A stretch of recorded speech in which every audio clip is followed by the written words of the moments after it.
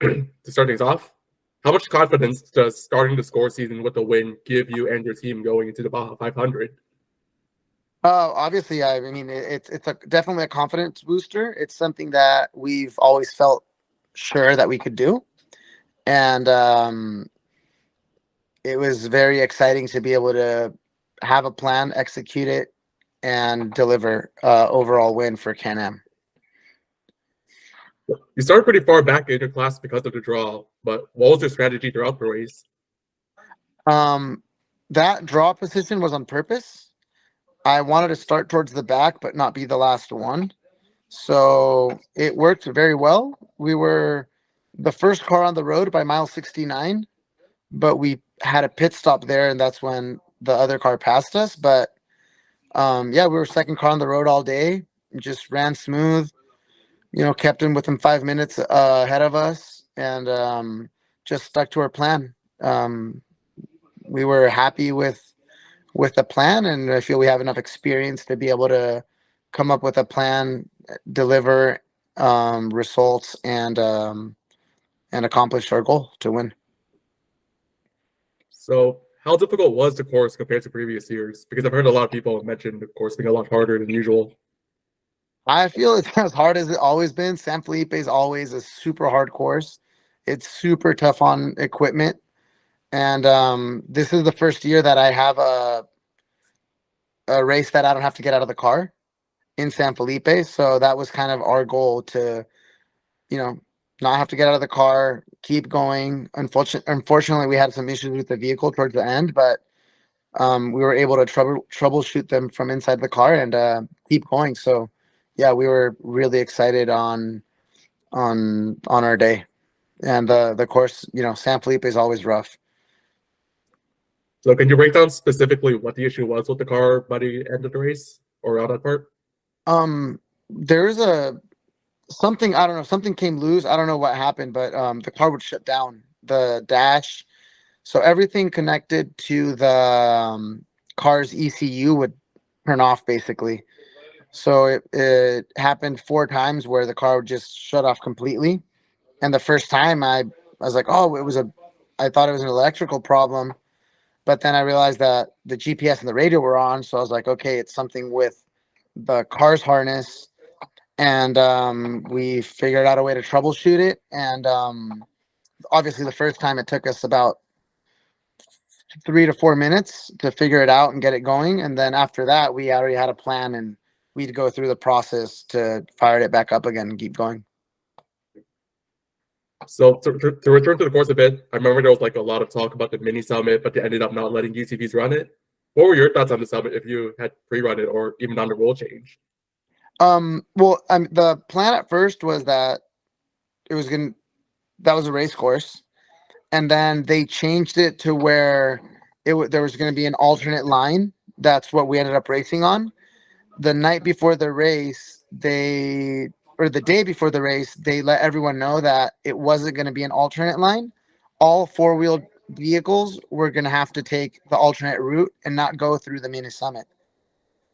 My plan was to go through the mini summit the entire time. It was about 45 minutes faster to go through the mini summit. So I was like, I can almost lose an hour there and still, be good on time instead of going all the way around. So my plan was to go through there just to have to drive less miles in the whoops.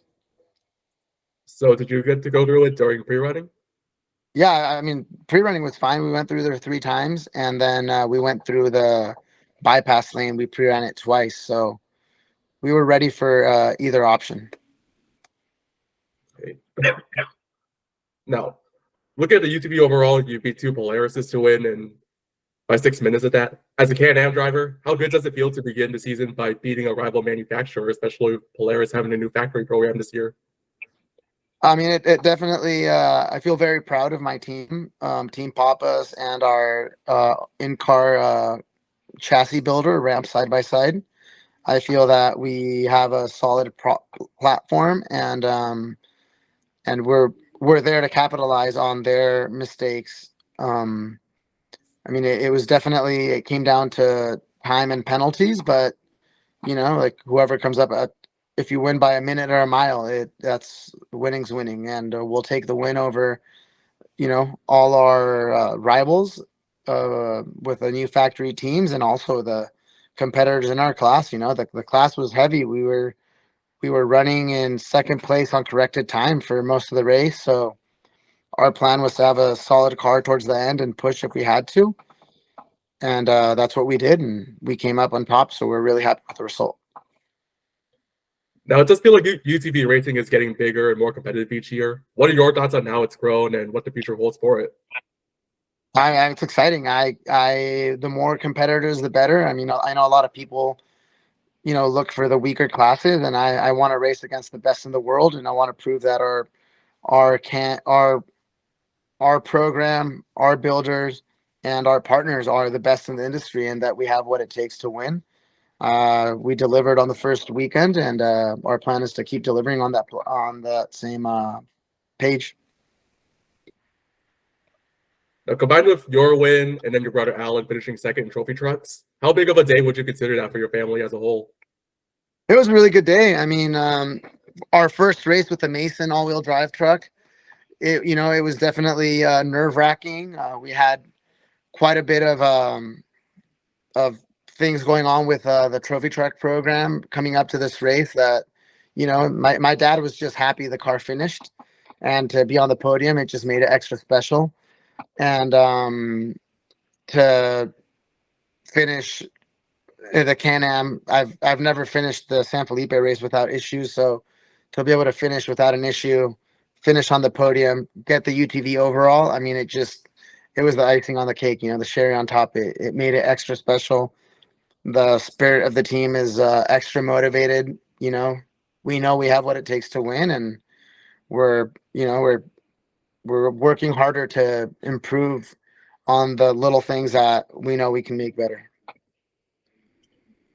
Now, for this race, your UTV had a Ken Block tribute library. How did that idea come about, and how special was it to win in it? I mean, it was since he passed away.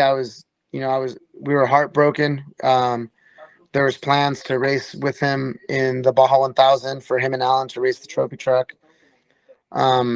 I've had a very, very nice relationship with his family, his wife.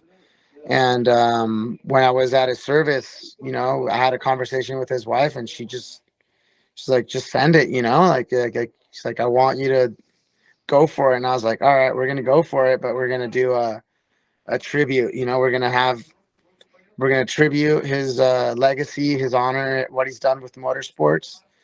And I was only gonna do it for the King of the Hammers race, but after not being so successful, I was like, you know what?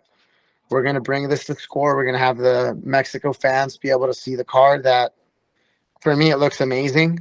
And we're going to pay tribute to his legacy, putting it up top. And that was what we ended up doing. So it was very special. I hope I made the Block family proud, their foundation and everything that Ken Block has left for us. We're definitely going to keep paying tribute to him and keep honoring his legacy. So do you plan on running that for the rest of the season, or do you have anything else planned?